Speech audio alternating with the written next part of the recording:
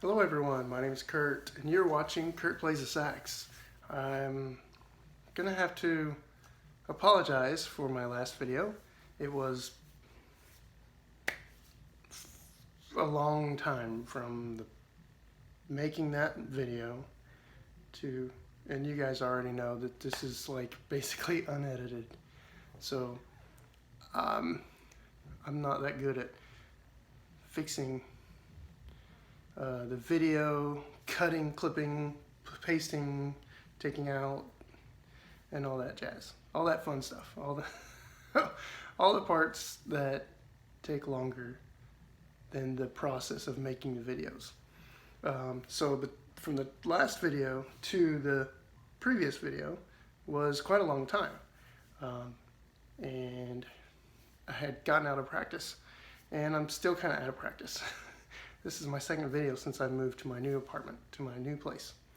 And so the new setup is I have my whiteboard to the right, my right, okay, your left, more than likely if you're watching the video. I guess it's opposite.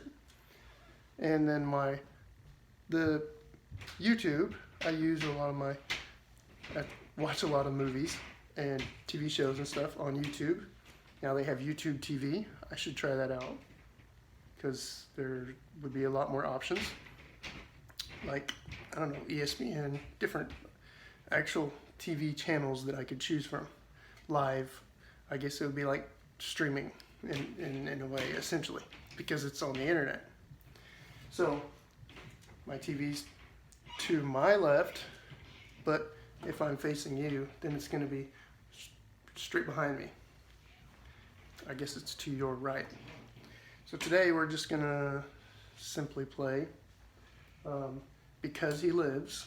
It's a Bill Gaither version, so I won't be playing the whole song. The intro has an instrumental part at the beginning that I don't play. I just play the main theme to it. And again, also, this is a lot of the stuff that I do. It's just pretty much practice. I'm just practicing. This is actually the second time I'll be playing the song. I have played Because He Lives before, and what I did was I searched Because He Lives, and I found just like a gospel version, and it sounded kind of like a track or a live recording or whatever it was. Maybe it was in a church service, but I tried to play the whole thing, the whole song with the lead. And this one's quite different, and it's in a different key as well. So, in this one, remember we went over how to play the fingerings, which would make the different notes, and we also went over on the whiteboard. We went over the different keys, and this one, it will be in the key of B flat. Why? Because there aren't any flats or sharps in the key signature. This is 4/4 time, and it's not a very fast song. This version seems to be a little slower than one that you would hear 20 years ago in a church service, 20, 30 years ago. This one's probably in the range of 80 to 90. Might not even be that fast, beats per minute. So it's a slow. It seems like it was a little slower version than the song that I had practiced, like that song that I told you about earlier that I had practiced playing before, and in a different key. So, and this one is much easier because it doesn't have any flats or sharps. The other one probably had. It wasn't like this. It didn't have music, so the notes, it didn't have that at all. It just showed the words. So with the background and changed to the next page, kind of like karaoke. So it was more like that. So I had to pick it up by ear. I had to play by ear. This one I could just read the words from the page on the TV. I guess we could call it a page. All right, so here we go. Because he lives.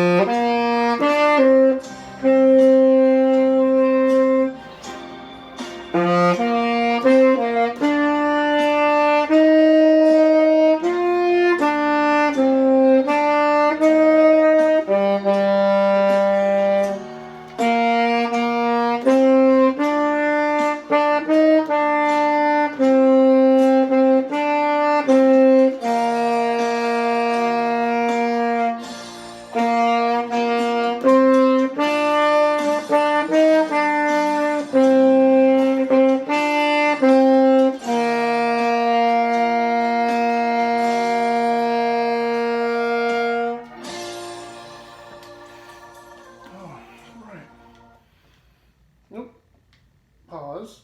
Let's go into the second video. Of course, that was the end of the video. Well,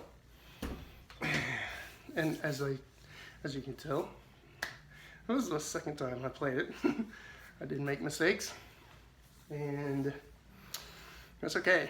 That's all about learning process, making mistakes, fixing them, going over them again and again, right? I was told, I don't know if I'd say told, I said before in videos that you can play the song over and over again, slow it down. That's what sheet music is really good, because you have it there with you. This is like sheet music in a way. It's I wouldn't call it glorified. Maybe some people might call it that, but it's music on the video screen. I can pause it. I can search for tenor sax sheet music, or if you play the trumpet or the trombone or tuba, whatever instrument you play. The guitar, you can learn the tabs, you can learn the chords. Flute, I don't care what it is, but more than likely you'll find something there on YouTube. So it's like sheet music, and you can pause it, play it over and over again, slow it down, slow the tempo down. That is a slow song, like I said. That's probably slower than, a little bit slower. It seems like it's just a little bit slower than, I'm trying to think back, from singing that song. It seems like it's a little bit slower than what I remember singing when I was in church. And I probably need to face toward you guys, right? Why am I facing sideways? I don't know. And by the way, if I'm moving when I'm playing, I think I do that naturally, and some people do that. Some people, like almost like look like they're dancing when they're playing. They're moving their body for sure. I don't know, maybe it depends on the style of music you play, whether that's okay or not. Or it's just kind of the way you do, just the way each person individually does it themselves. So that was Because He Lives by Gaither. That was Bill Gaither. I'm sure he wrote it. Well, no, he probably didn't write that. That is a hymn. That is originally a hymn. He probably wrote a variation. I guess you could put it that way. The way that the feel of the song was, it was slightly different than what you would normally hear as the typical hymnal, the hymn that you would hear in church. And also, again, I'm kind of new. I would say new to this, because it was 2 months. It was about 2 months from the last time I made a video from where I was living before to the first time I made a new video, or first time I made a video for YouTube since I moved to my new place. And this is the second video, so bear with me, and I hope you guys can just forgive me for not being so professional. I'm not an actor. I'm not good at that. I just try to be real, try to be honest, and try to give you guys pointers on how to play the saxophone, tenor saxophone. And what did I say before? Well, the fingerings are all the same. It doesn't matter if it's a tenor saxophone. It doesn't matter if it's an alto saxophone or a bari. Most people, it's bari, it's short for baritone. We don't call it the baritone saxophone because there's an instrument in the brass, there's a brass instrument called the baritone. So we just call the baritone saxophone a bari sax. And then there's a soprano, and that looks kind of like a flute, and kind of looks like a clarinet. It just goes straight down. The bell kind of comes out a little bit. It just doesn't go straight down. Or the mouthpiece. Maybe the mouthpiece has an angle to it. And anyway, because I've never really seen a soprano saxophone in person, so they do have a soprano that's the shape of an alto. I have seen that. It's smaller than the alto, yes. The neck is just like the alto saxophone, so they make them like that too. So that makes for a different embouchure. It makes for an embouchure more like what I'm playing, or like an alto saxophone. They're all same fingerings, but different keys. So, and with that, I probably said that before, but you know, always good to remind you guys. So if you want to pick up a saxophone, pick up whichever one you want. I started with the tenor saxophone. I've never played a soprano in school or for a performance or anything like that. I'm not saying like a professional performance. I mean, just with friends, kind of like a garage band or just, you know, just for the fun of it.